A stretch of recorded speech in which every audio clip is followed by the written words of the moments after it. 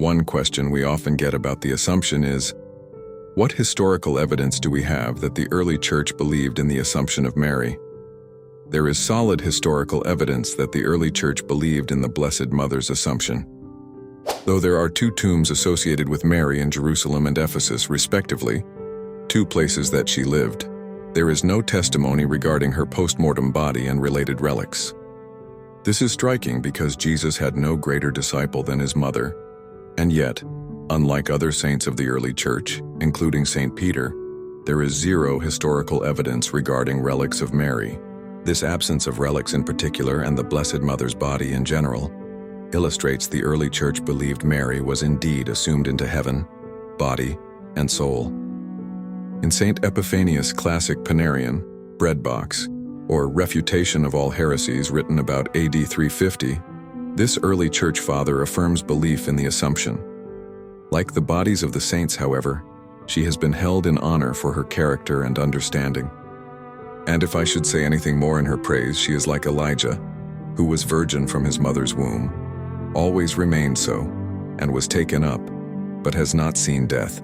Panarion 79. Saint Epiphanius clearly indicates his personal agreement with the idea that Mary was assumed into heaven without ever having died, notes Tim Staples, senior apologist at Catholic Answers. He will elsewhere clarify the fact that he is not certain, and no one is, at least not definitively so, about whether or not she died. But he never says the same about the Assumption itself. That did not seem to be in doubt. By comparing her to Elijah, he indicates that she was taken up bodily, just as the Church continues to teach 1600 years later. Also on the historical front, foreigner, Michael O'Carroll, in his book Theotokos, a theological encyclopedia of the Blessed Virgin Mary, writes, "We have known for some time that there were widespread Transitus stories that date from the 6th century that teach Mary's glorious Assumption. It was the promulgation of the dogma of the Assumption by Pope Pius X that rekindled interest in these stories of the end of Mary's life. In 1955, Dr. A. Wenger published L'Assomption, page 59, fr. Wenger found a Greek manuscript that verified what scholars had previously believed to be true. Because there were whole families of manuscripts from different areas of the world in the 6th century that told a similar story of Mary's Assumption, there had to be previous manuscripts from which everyone received their data. For Wenger discovered one of these earlier manuscripts, believed to be the source later used by John of Thessalonica in the 6th century in his teaching on the Assumption.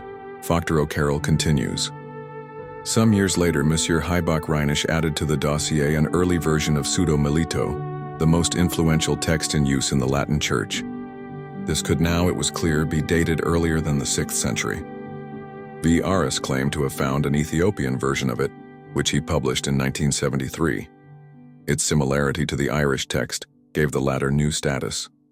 In the same year, Monsieur van Esbroek brought out a Gregorian version which he had located in Tiflis, and another, a Pseudo-Basil, in the following year, found in Mount Athos.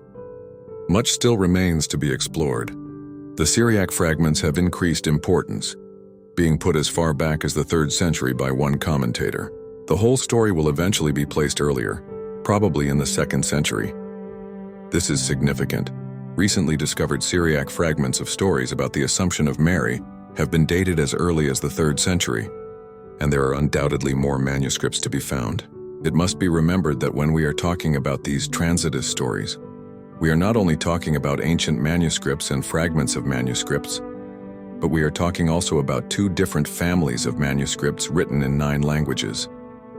They all agree on Mary's Assumption, and they presuppose that the story was already widely known.